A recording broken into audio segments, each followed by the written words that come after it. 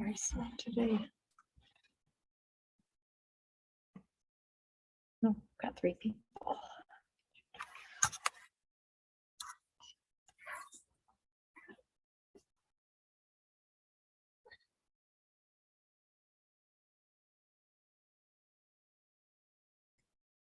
Salam alaikum. It's only us, guys. Just turn. It's only us, guys. Bismillahir Rahmanir Rahim.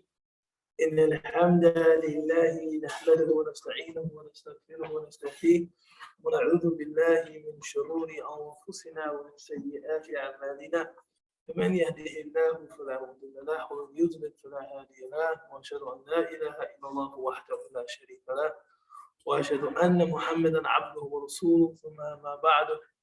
It's only us. It's just us and Ustad Ranna.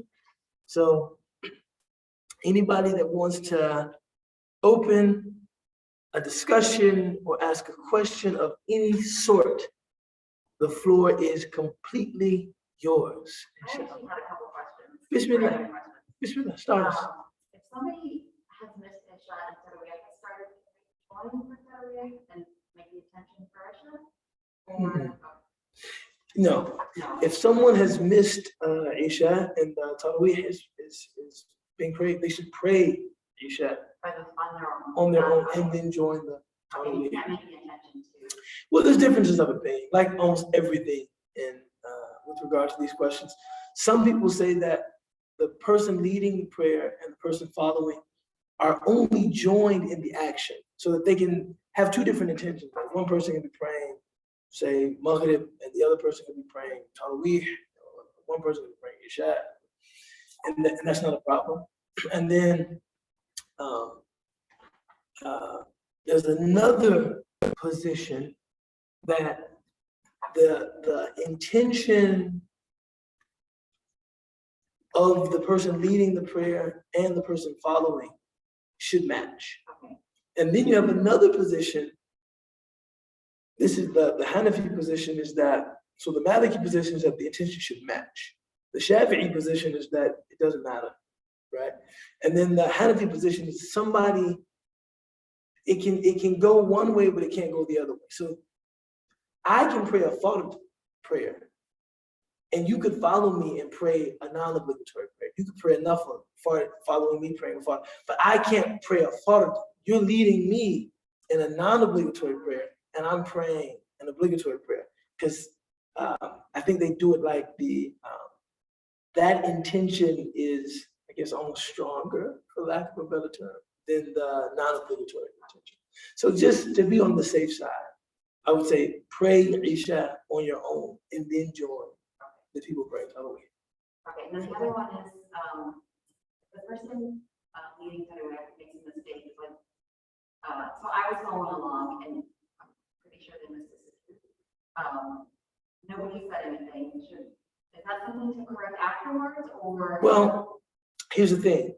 The ayat of sujood are different upon. Not all of, not everybody, some people say there's 16, some people say there's 14, some people say there's 18, there's 17.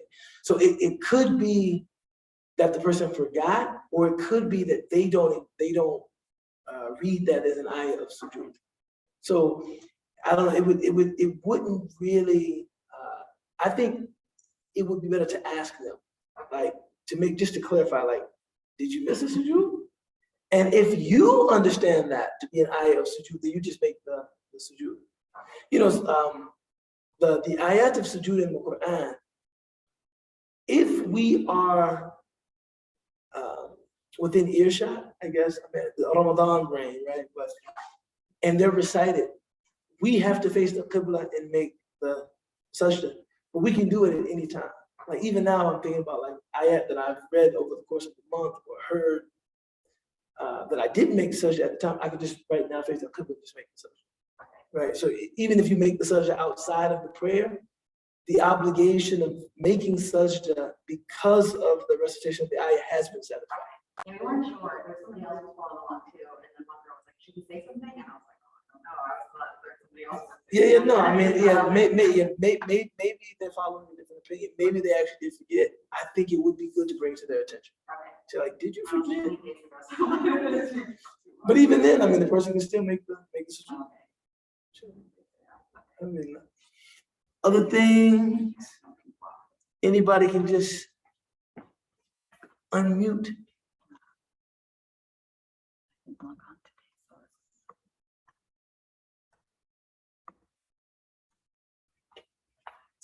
Assalamu alaikum. It's just us guys, so anybody that has a question can just unmute.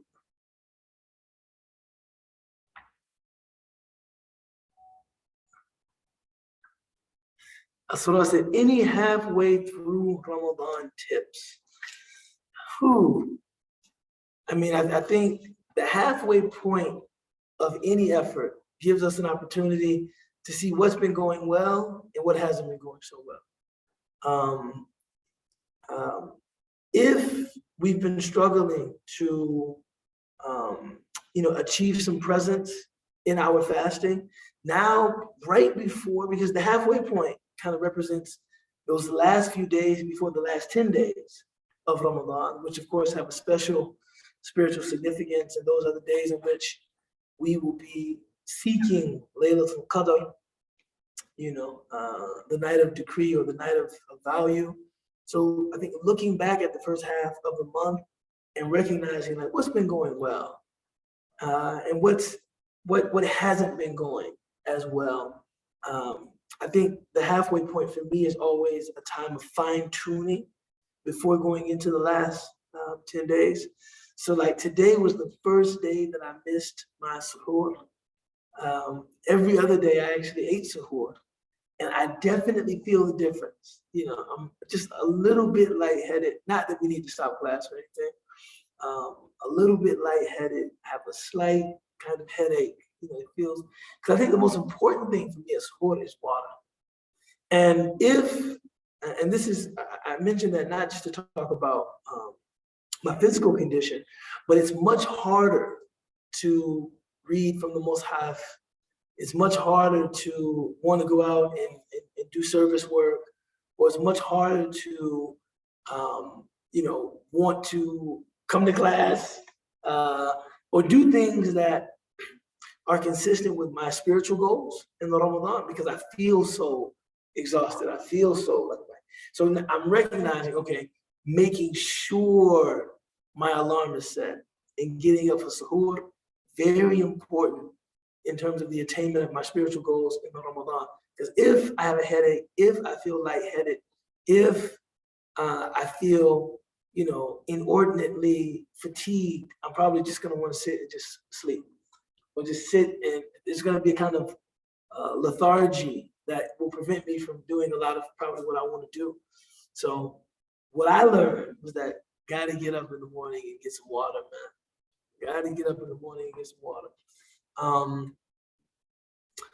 Also, trying to, Ramadan, in addition to fasting, is also a great time of giving. And, using these last couple of weeks to really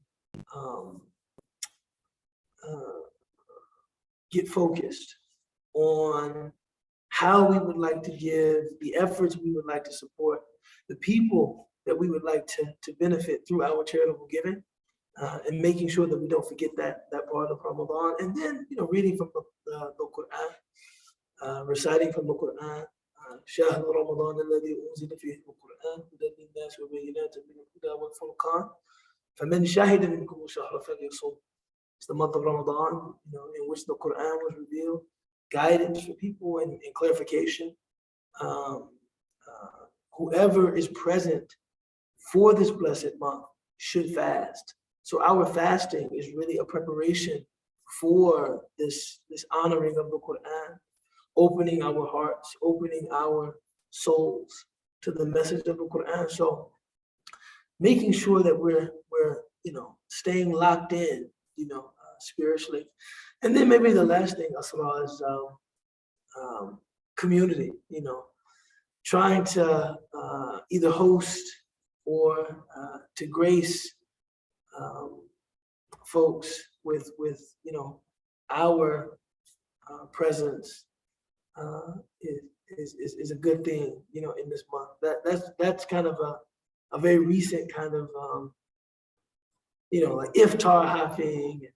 But I think there's a khayr in it. I really do think there's good in it. So this would be a good time to schedule those sorts of things. We don't. Just my daughter. So yeah. Alhamdulillah. No. Why yeah. Alhamdulillah. Other things. Now we may end early. Nobody has anything.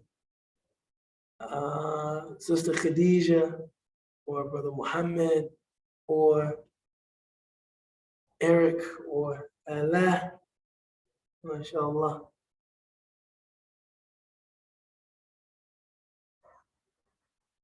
Yes, it's the Ramadan, man.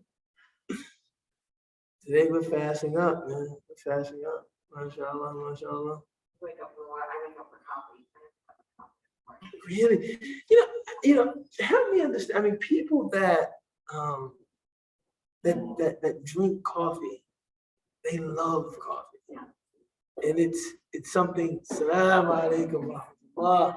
How are you? Alhamdulillah. Well, mashallah. Yeah. Oh,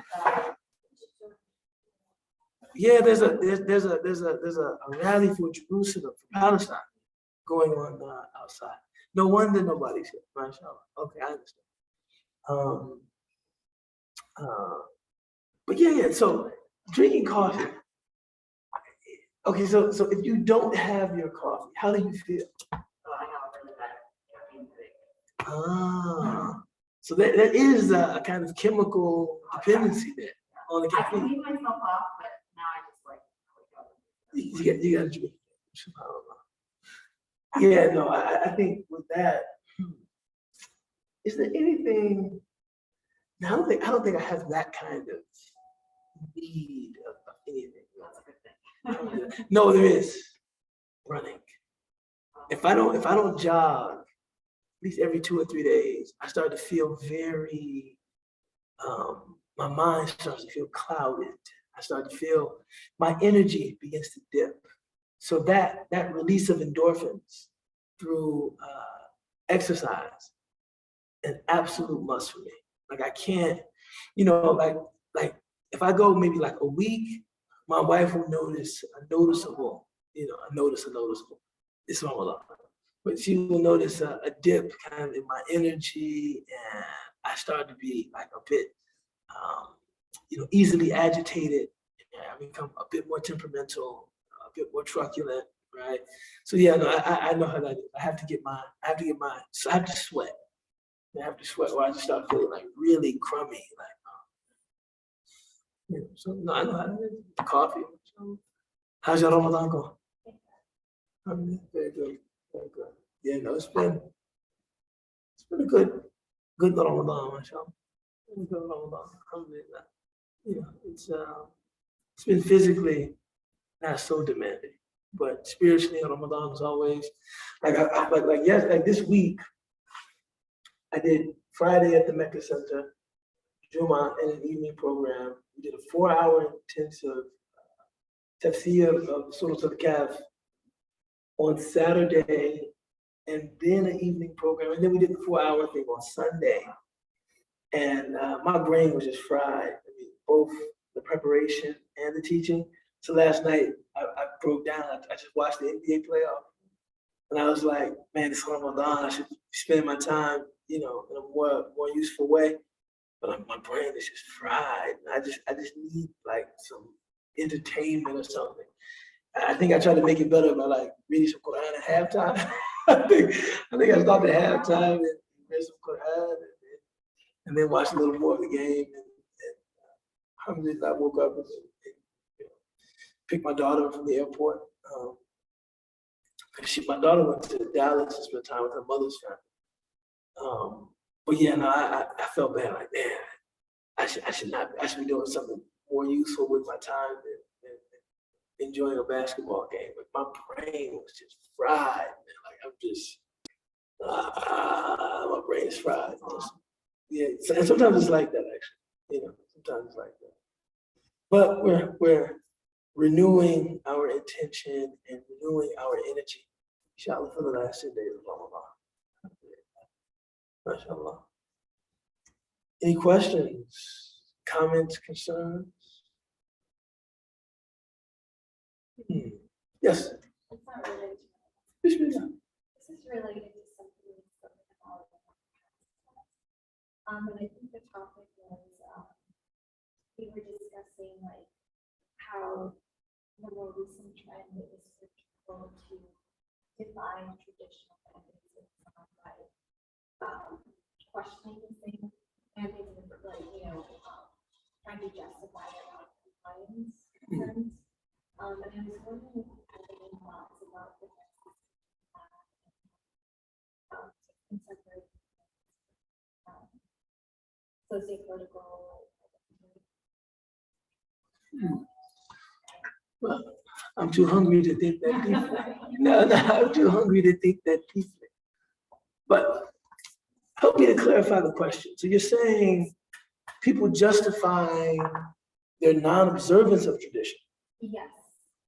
by saying, for instance, oh, you don't really have to do that because that was for the past, or saying like, I don't really find much benefit in that, but I am a Muslim by identity, or It's the former, and this was in that discussion we had about LGBTQ Muslims. Okay. And sort of that non-conformity, and instead of just being comfortable being the same. yes. Yeah, no, I think that for me, I see a very strong connection. The human condition has always been, I can't imagine that anything is new under the sun in terms of behaviors, tendencies, practices. What I think is new is a need to see public validation for certain behaviors, for certain tendencies, for certain lifestyles, ways of thinking, ways of being, ways of feeling. And I'm interested in, like, when did that shift occur? When was it like, yeah, I may have whatever I have going on in terms of the way that I lead my life and choices that I'm making. I may have whatever, but I wouldn't expect society not only to conform to what I'm saying, but to celebrate what I'm doing. That would be audacious of me to think like, yeah, this is what I'm into, but society has, its own kind of rules, has its own religious tradition, has its own standards, etc. And I am comfortable existing outside of the normal expectations of my religious community or of my family or of my society. And I felt like when that was in place, traditions could have their integrity and people could also have their integrity. Meaning, like, you have your integrity. Like, the thing about a tradition or a standard or rules is that I think we all know that while public conduct is governed by these rules, internally we're all struggling to make good on our commitment to our faith. Struggling and we're stronger in certain areas, weaker in others. And there's a public and a private when it comes to religion. Always. I think all of us know that. We know that when we stand up in public and we speak about religion, we're talking about our highest ideals. Where I'm actually located on the scale of realizing those ideals, that's between me and God. That's always going to be between me and God.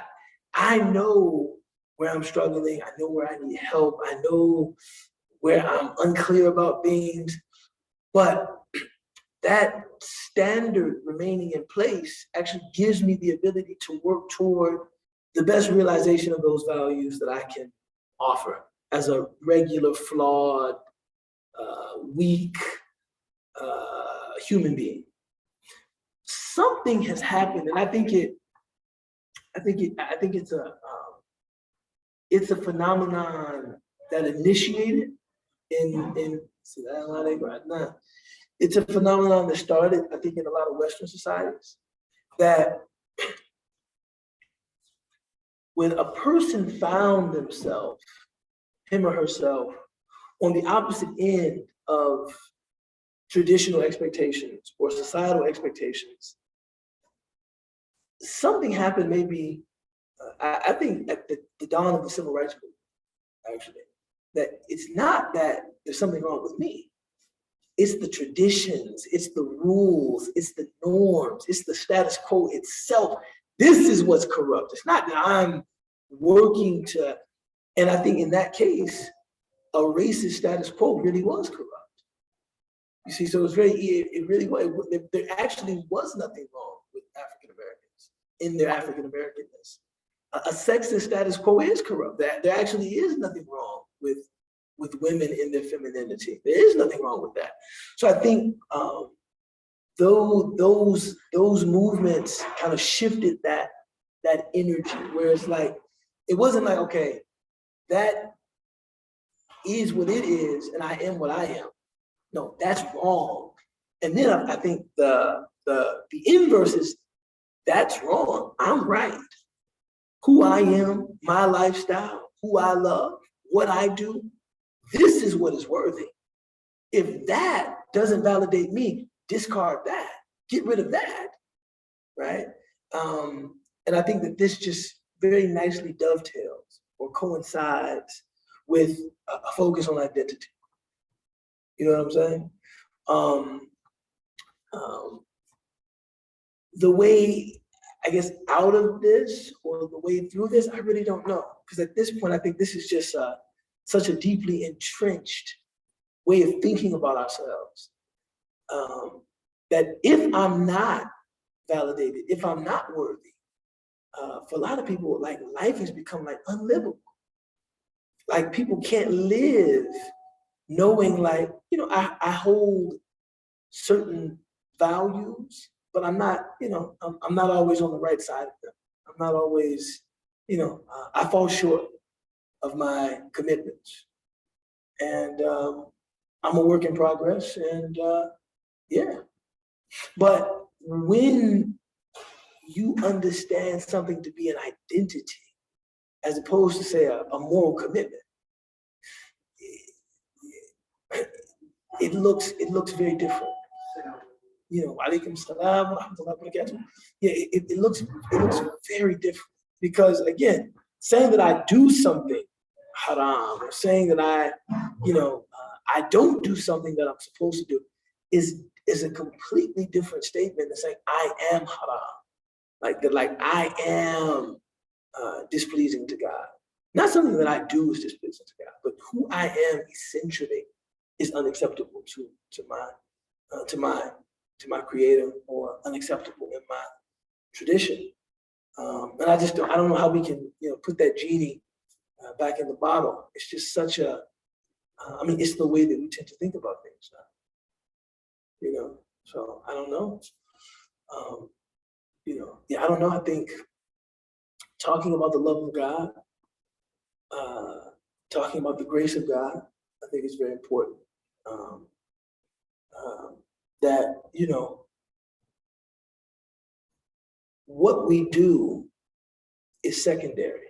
It's important. I'm not saying it's not important, but in the same way that, you know, none of us gets into paradise except by the grace of God. It's saying that even our good action is not the primary thing at play here. Even our prayer, our fasting, our charity, it's still God's mercy, God's grace is really even then the primary thing. What more than for our bad action?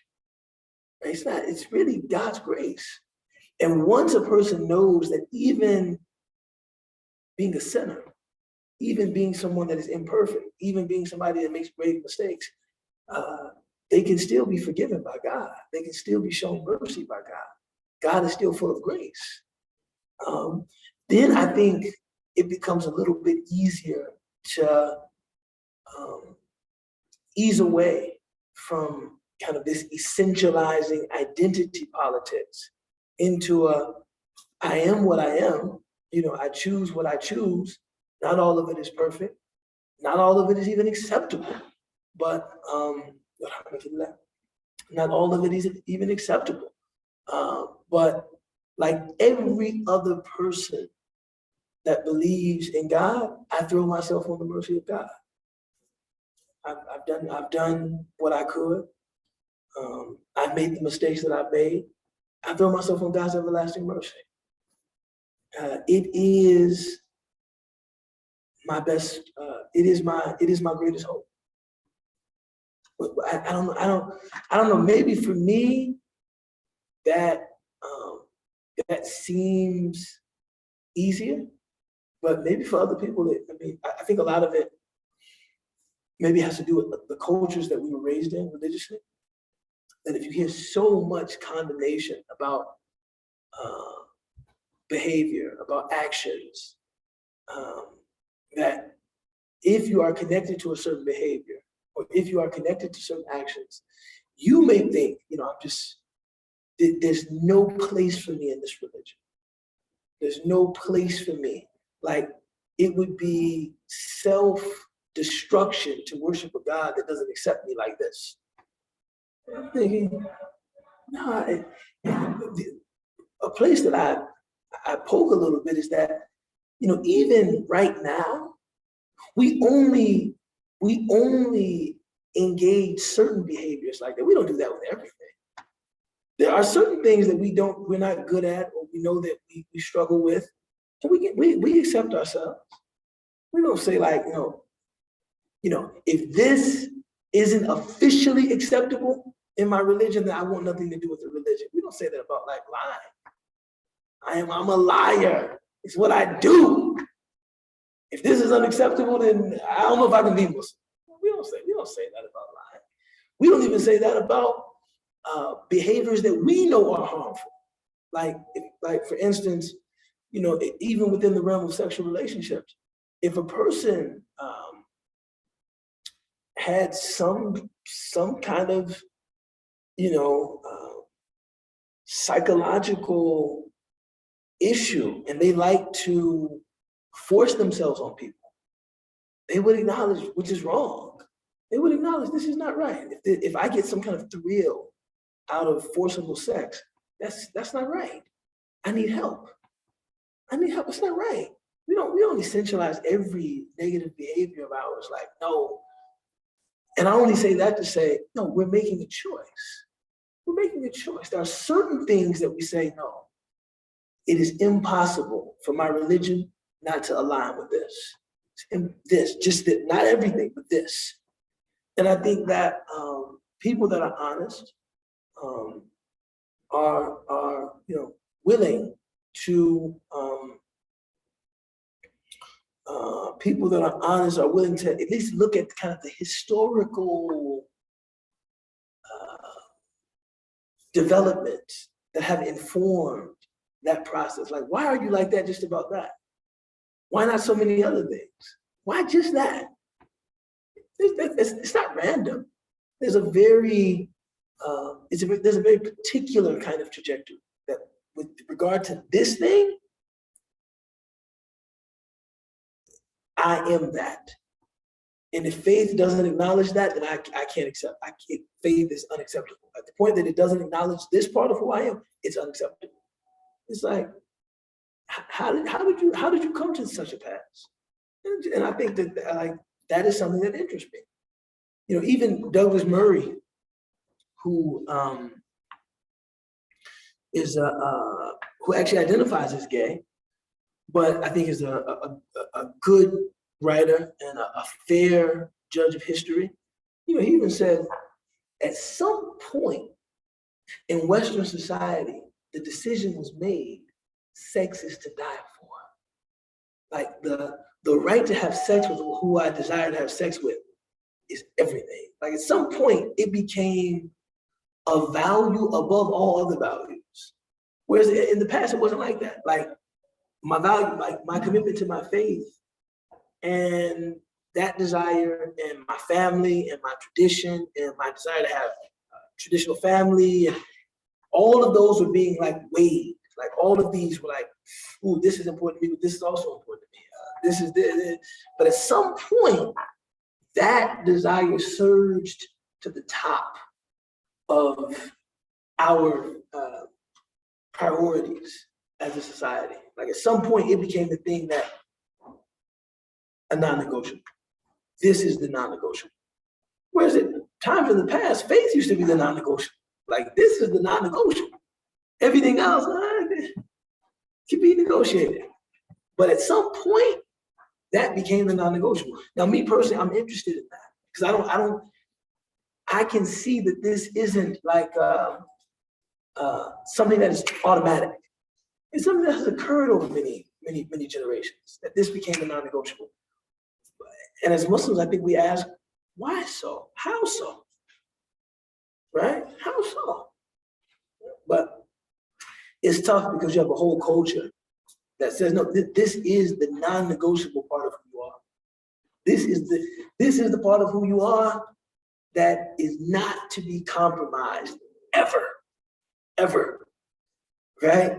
And I'm thinking, no, there's a lot of parts of who we are. There's a lot of parts of who I am. You know, the part of who I am that is not to be compromised ever is my faith, is my iman. That's the part of me that cannot be compromised ever. And every other part of me, I like this. I don't know. You know. But you know, even subhanAllah, of course we did Surah Al-Kahf over the weekend, and even the verse Al-mal wal-bunun zinatul hayat ad-dunya, Al-mal wal-bunun zinatul hayat ad-dunya, that wealth and children are the zina, like the beautification of the dunya. One mufassir was saying the reason Allah calls them beautifications because they're not essential, right? They're not essential. And he said sometimes we have to remember that. Sometimes we treat people that aren't married or don't have children like, how are you living? You're not married. I mean, what life do you have? No, some people have a life and they're not married. It's not like, oh my God, that's actually not essential, right? Being married, having children, that's not essential. Having a sex life even, it's sunnah, but it's not essential. A person says, like, that's not a part of my life. You could actually live without that. But faith, you cannot live without that. I mean, you could technically live without it, but we should not live without that. Right? We should not live without that. You could live without children. You could.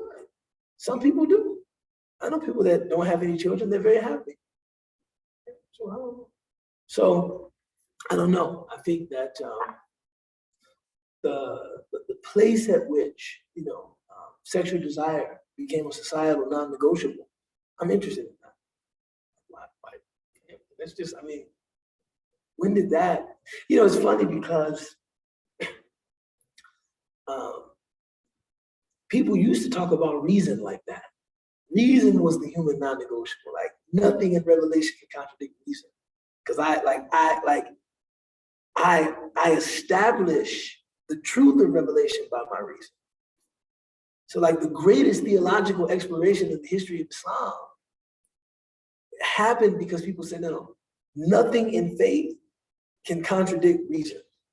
And so people were, you know, sought reconciliation between revelation and reason, because like reason can't be contradicted. And somehow Western society has gone from there, because they got that from the Greeks, has gone from there all the way down to the sexual appetite. This can't be, this cannot be compromised. Like it can't. It's like, how do we get from here down to our genitals, man? How do we get from here to here? You know, we're from like reason can't be compromised all the way down to sexual appetite can't be compromised. What the? I don't. And it's strange because I think that, and again, I mean, I don't want to make light of it. It's a very significant part of life. I don't want to make light of it. It's a very significant part of life. I'm not, and a person in that situation, my heart goes out to them, as I've said in many instances. MashaAllah. Salam alaikum. You just came from the rally? I say I'm too old for this. MashaAllah. But,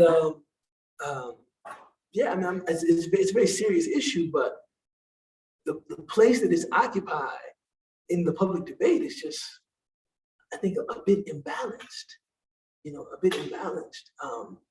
And, some researchers are willing to admit that, recently, there's new research suggesting that sexual practice is informed by many different factors. There is an innate proclivity, but there's also society, there's also values, there's also, before that innate kind of leaning becomes full-blown sexual behavior, it's informed by a number of different things. So the whole born this way, and these are gay researchers, they're saying that's a bit of an overstatement. That's you're kind of overstepping a bit. Like maybe there's something innate, but it's not. Nobody is born with a full-blown. No, it develops over time, and you get certain messages that, okay, this is wrong, this is right. All of that means something. All of that means something. Okay, so I'm not supposed. Okay, so, I mean, we have a formative period. We have a formative period. So, yeah, I think that it's with the greatest sensitivity and compassion. I think that it's just honest to say that the way that we're talking about sexual relationships and sexual desire in contemporary society is a bit, it represents a certain swing of the pendulum, is what I'm saying. Like, whoa, we're really out there. But I think, and I don't want anybody to get angry at me, right? But this is really what I think. I think the reason for this, I think Christianity is to blame. I really do. I think Christianity is to blame. I think all of this stems from a religious tradition that was deeply hostile to sex, deeply hostile to the body, deeply hostile to that aspect of who we were. And so in Europe, I think a lot of our exploration of sex developed outside any religious context. In fact, I think thinking about sex in the context of Christian Europe is like anti-religious in and of itself. Even if you're talking about just a man and a woman, it's not a part of, there's very little religious oversight or guidelines, right? You follow what I'm saying? I mean, Christianity is a deeply, dare I say, it's a sexually repressive tradition. It is. I'm not saying that as a criticism of Christianity. I'm just being honest. I mean, I've looked at a lot of that history. Deeply repressive. It's a deeply repressive tradition. And I think that anything that is repressed, when it expresses itself, it's coming out. You know what I'm saying? It's coming out, and because you've been very repressive, faith has lost any credibility to offer anything, I think, to sex in the West, because it's been so repressive. It's such a, and so I think it's repressive primarily because it is a faith that seeks to emulate Christ, Jesus, Isa alayhi salam. And Isa alayhi salam, in that first phase of his life, he doesn't have a sexual relationship. Isa he never married. He never had children. In fact, even deeper than that, and that's why, the highest ideal in Christianity originally is the monastic ideal, ruhbaniyya, complete away from the world completely. And then with the Protestant Reformation, Luther and Zwingli and other Christians began challenging monasticism, but I've actually read passages from early church fathers that sex is exclusively for procreation. And even the people having it shouldn't enjoy it. I'm thinking, no, should not enjoy it. I'm thinking, okay, I know nobody. I mean, it's like you're reading that, you're like, okay, Sheikh, okay, Tertullian and Saint Jerome, like, come on, man, get real now. It's like, but this, because all of that represents the flesh. The flesh is evil, right? The goal of the Christian is to mortify the flesh and to become Christ-like. And, Christ is spirit. روح من عند الله يلقى إلى رحم مريم. It's a spirit from God. So Christ, his life doesn't have that carnal aspect to it. So I think that from there, that tradition becomes very sexually repressive, right? Whereas, Muslims have never had that relationship with the erotic aspect of life. Never. That doesn't show up anywhere in our religious tradition.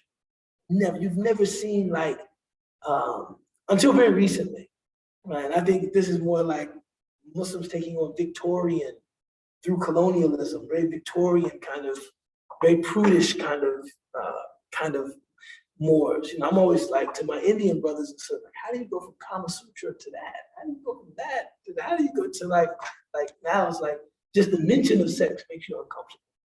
But that's never been a part of Islamic societies.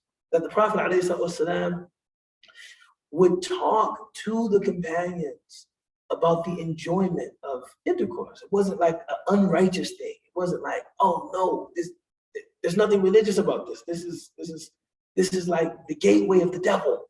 Like in Christian traditions, they will talk about pleasure. This is the gateway of shaitan. Pleasure is from shaitan. Al-farah wal-istimta' min ash-shaitan. عندهم في تراثه. This is from shaitan. So I think something like that is not sustainable.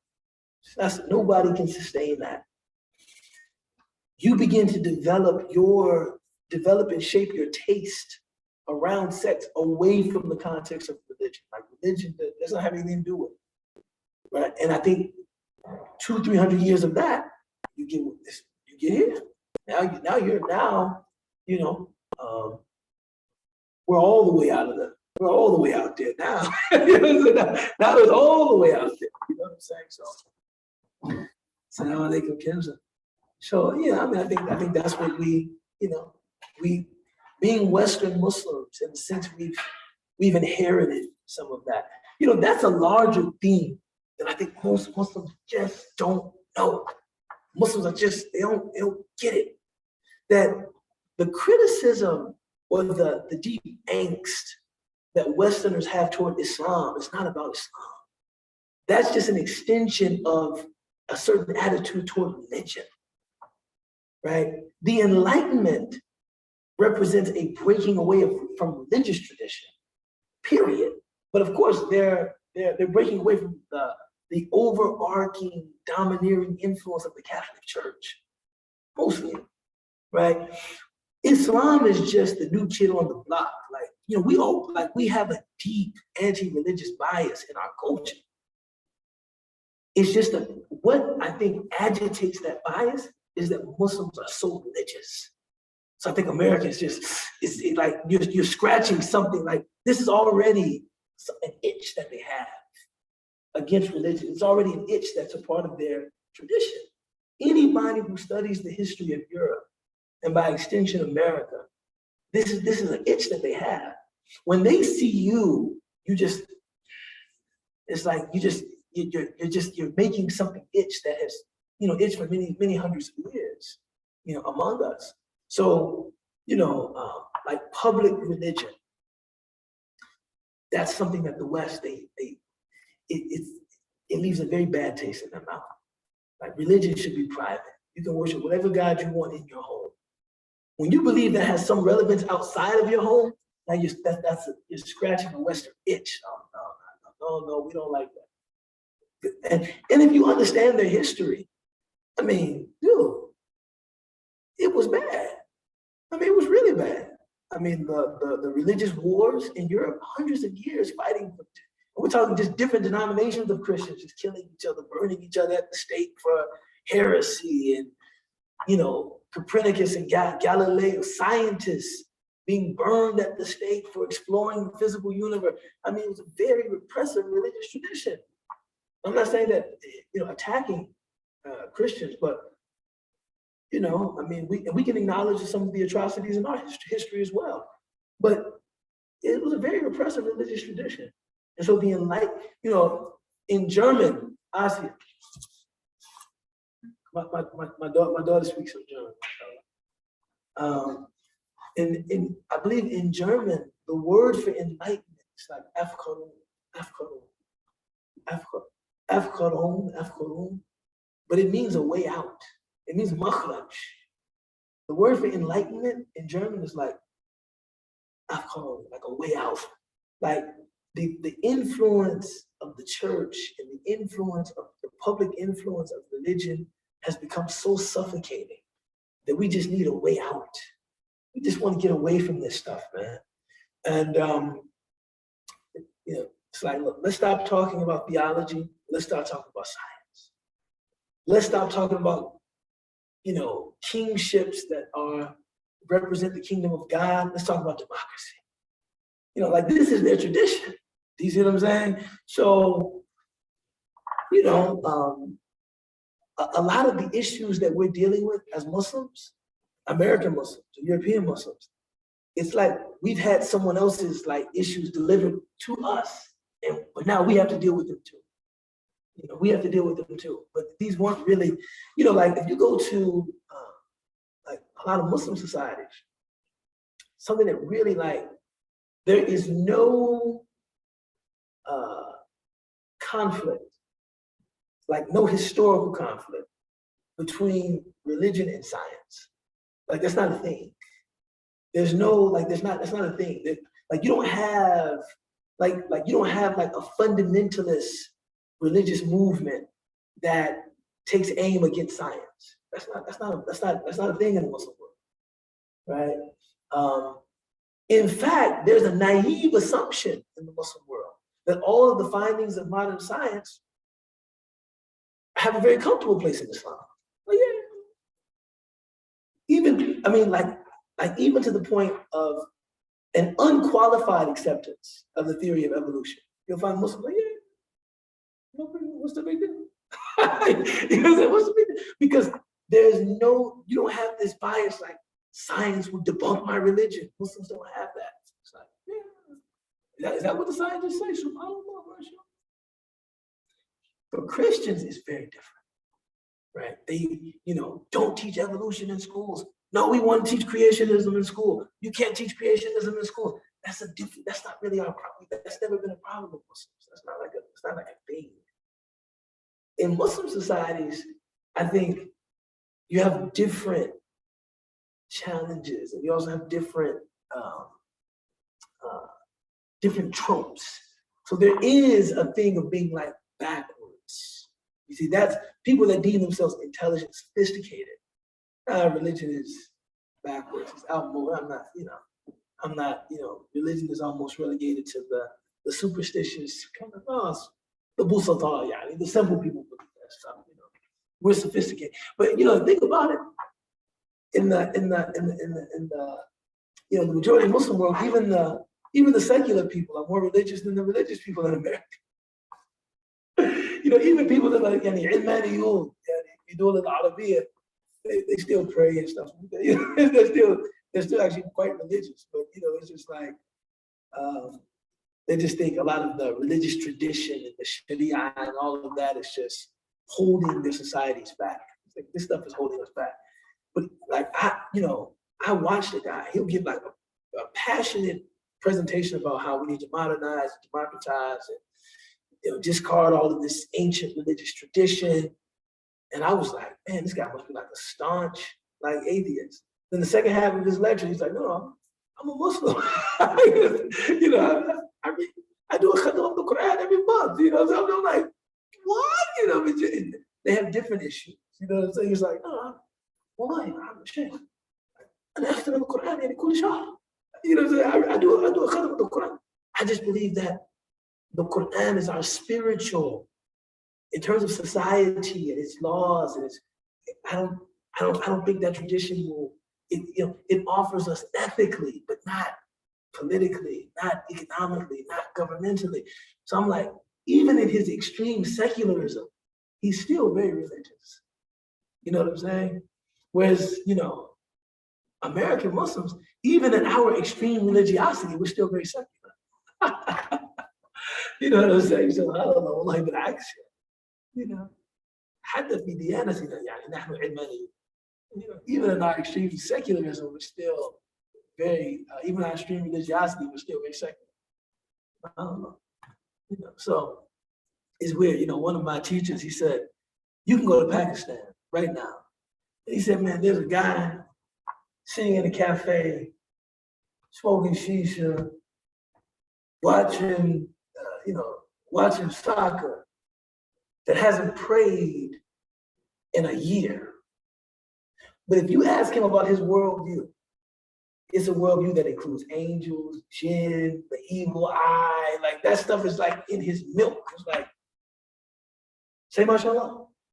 You know, like you don't even pray. You know what I'm saying? It's like, say mashallah. Why? Nazar. You don't even.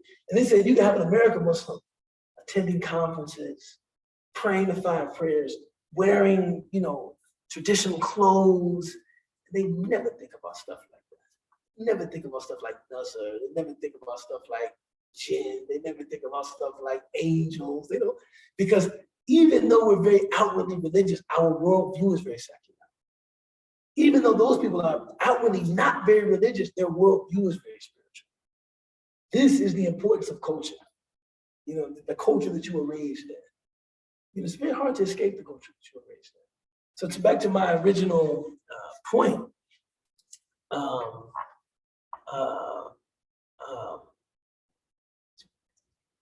it's very hard to escape the culture that you were raised in. I don't even know that you're supposed to, but I think we should be critical about it. It's very hard. I mean, people see themselves a certain way, understand identity a certain way. Nothing that a ragtag Azhari scholar on a Monday night in downtown Chicago says is going to change every message society is giving them about who they are, what part of them is essentially them, and what part of them, you know, the way Douglas Murray describes it, hardware, software. You know, what is your hardware? What is your software? And, you know, he's honest. So he says in different societies, different things are seen as hardware and different things as software. There used to be a time when sexual desire was software. Now it's hardware. Now it's like, this is, it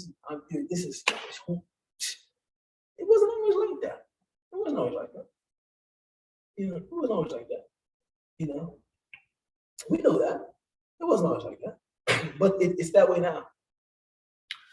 You know, I mean, and even now, it's not that way entirely. The only place that I've benefited from Foucault, I find Foucault is very difficult to read Foucault, and it's very, sometimes I think people are impressed with Foucault because you can't understand what he's saying. I can really understand what he's saying. And I actually think that I'm a fairly literate person. You know what I mean? I can't understand what he's saying. But one thing that I appreciate about Foucault is he gives a history of insanity.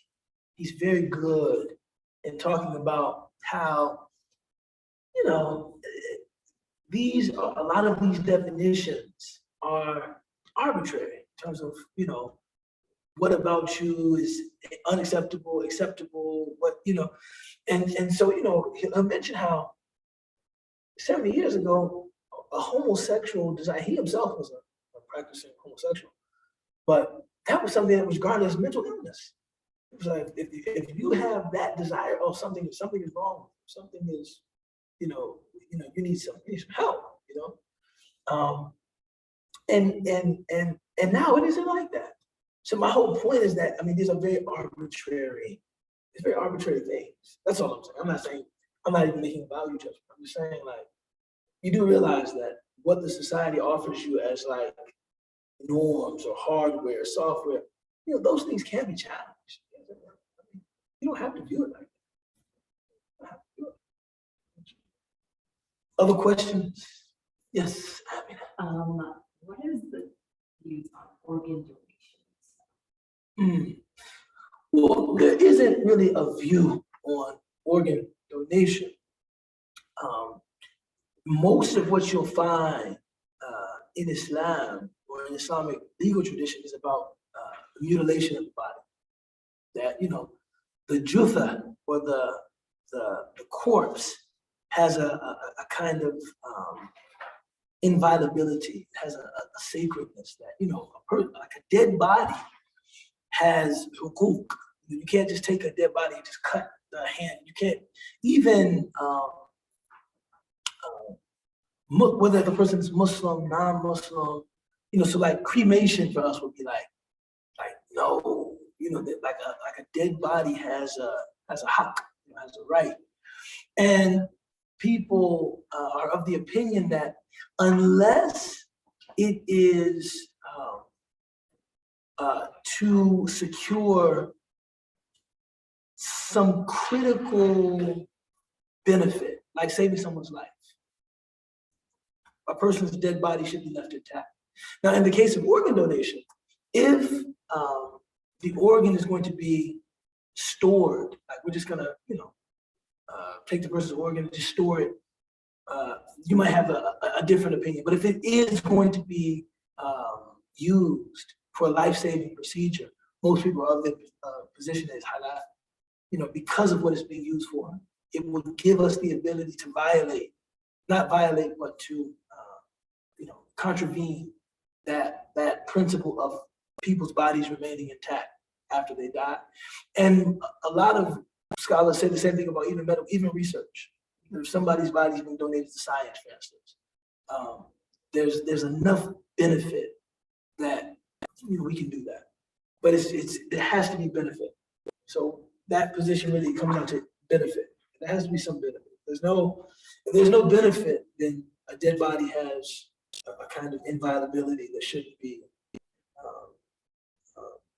approached, shouldn't be touched. But if there's some benefit, right?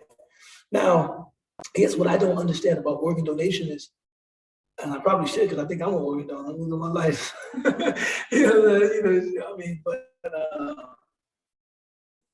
is the organ just stored and like it's waiting for a match, or is it directly applied to someone in a life and death situation?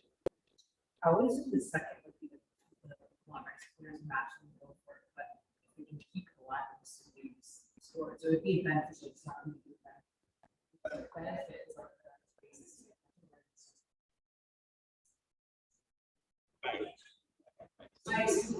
Yeah, I mean, I mean, and me just thinking about it in the context of the Sharia, something like that would be disallowed. Like, just like, you know, put this man's liver in the refrigerator.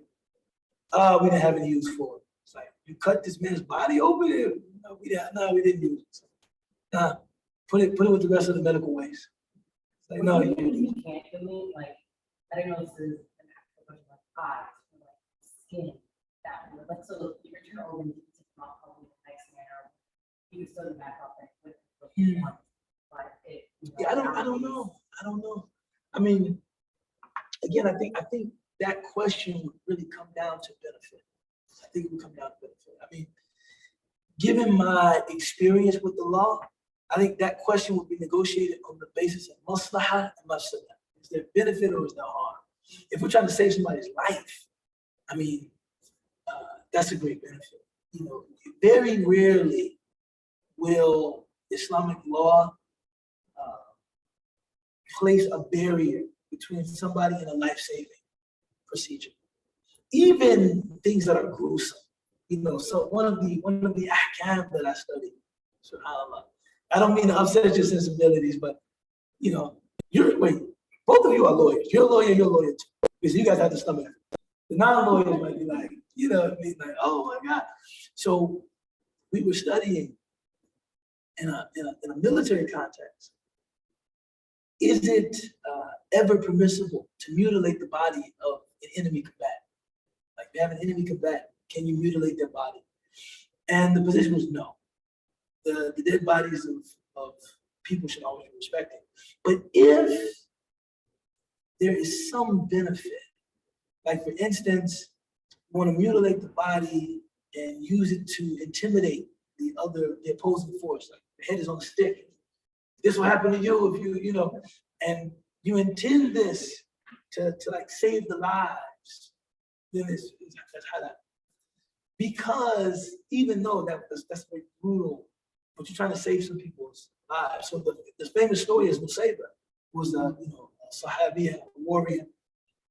One of the Quraysh, he jumped over the wall of the fort, and she was there, and other women were there. So she grabbed him, she killed him, she cut his head off, and she threw it back over. And they thought, oh my God, it must be a bunch of fierce men in there, and then they didn't attack, right? Now, ordinarily, you can't decapitate somebody. That's not a thing. You know, it's strange that you have so many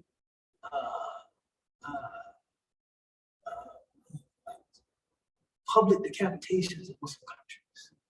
It's a very strange. It's very strange. It's like if you were going to put someone to death, why decapitate? I'm always thinking, what is the symbolic value of cutting the head off? Why is that what you guys just like? Could you get lethal injection? Capital punishment aside, it's like, why do you always have to cut the head off? You know what I'm saying? What is it's like that is always the thing that we have to cut. What is that? Right? But you know, if the goal is the realization of some kind of benefit, then I'd assume any part of the body could be used, but don't quote me. Don't quote me. So I don't know if this is true, but if there's an organ donor, and if they don't find a match, I've heard about like possibly using it for like med schools or something. Yeah. Now, would that also be considered a benefit? Yes. Or Yes. in this purpose? So Yes. If a person's body is being used for scientific research, the idea is that we will either be able to enhance life or save life by way of this research. So it doesn't have to be like a very direct, like. Yeah, no, it can't be waste. It can't be like we had this person's lung. We didn't use that, you know, why did you cut this person open? Right. So under this, it means that like for our driver's license, for example, right? Yes.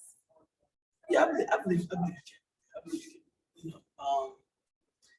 You know, I remember the urban legend used to be say no, because you know if some very important person needs your organ and you're on life support and maybe you could make it. Let me look at his license. Oh yeah, somebody from the Walden family needs that. Just let them go. You know the thing that always trips me out about medical professionals is that they develop such a comfortable relationship with death. You know, I don't think I can. I think death would always be like shocking to me. Like, oh, the person's dead. But I had a friend that worked as a paramedic, and he said that they would arrive to the scene, and like they even had like little, not like almost like jokes. They had like jokes. It's like I forget. It was something like when the mouth was, they called it like a Q signal. So the tongue out the mouth was like, it was like Q signal. It was like, wow, man, this person's dead. I don't think that's funny, but recently, of course, I buried my father, and I was sitting in the funeral home, and the funeral home director made a call to the cemetery, and it was the most jovial conversation I've ever heard in my life. I mean, they were just cracking up, just jokes. I'm just like, Somehow I always thought this industry was more grave. You know what I'm saying? They were just telling jokes, and I ain't seen you in a while. Look, I hope you see me again, if I'm in the cemetery. I hope you come have dinner with me. Maybe next time you see me, I'll be in one of your plots. Just laugh, just thinking like, damn. Somehow I thought this was more serious than that. I expect everybody in a very hushed tone. I have another yeah, this is the business that we work in. But indeed it is quite somber. So we'll have a delivery on Tuesday. Talk to you soon. Goodbye. But it wasn't like that. They was cracking up. Girl, you're crazy, you're crazy. I was sitting there thinking, it was just a beautiful whole comedy club, man. You know what I'm saying? What is going on here, man? And I realized, when you're around death that much, he has bodies back there, he's preparing right now. It's a part of life. It's a part of life. I read a book that I would recommend, Modern Muslim Theology by Professor Martin Nguyen from Fairfield University. Vietnamese convert to Islam, did his studies at Harvard Div School. Brilliant brother. This is a brilliant book. His publisher, of course, produced the title, Modern Muslim Theology, right? But very beneficial book. Professor Martin Nguyen, NGU. You know how they spell Nguyen. The Vietnamese spelling of Nguyen. Why is NGUEYN? You know how to spell it. Yeah, I only know from him that it's Nguyen. Not like Nugent or Nugent or Martin Nguyen. But brilliant book. But one of the things that he talks about is that, because we are removed from agrarian life, a lot of kind of the natural cycles of life, we don't really, like people in farming communities, death is a part of, you have to slaughter animals die, you care for animals. They have a much more comfortable relationship with death. Whereas I realized that for a lot of us, we've never seen anything die. We've never seen that. It's not like we see a chicken, even a chicken. We've never seen anything die. So it's very hard for us to even develop any kind of relationship with death. So we mostly just avoid it. But if you live like on a farm, it's like, well, mom wants to cook chicken at night, go out and slaughter the chicken. Like you saw something that was living, shaking, and then now it's like, wow, it's dead, the life is gone, right? But he goes into it in a very, very brilliant, way. But I don't know, man.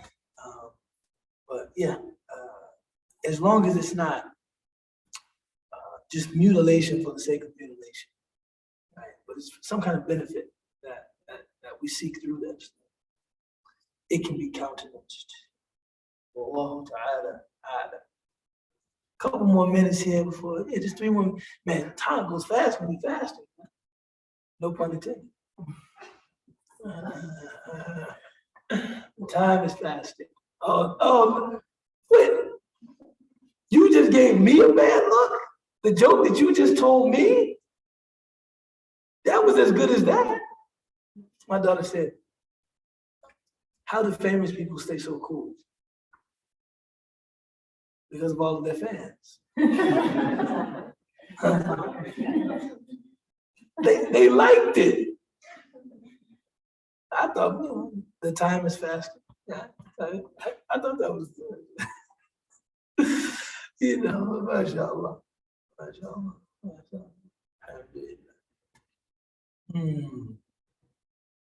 We're in there, inshallah. Bismillah ar-Rahman ar-Rahim wal-Asr. إن الإنسان لفي خسر إلا الذين آمنوا وعملوا الصالحات وتواصوا بالحق وتواصوا بالصبر سبحان ربك رب العزة عما يصفون وسلام على المرسلين والحمد لله رب العالمين. ما شاء الله ما شاء الله. Just about half an hour, guys. About half an hour.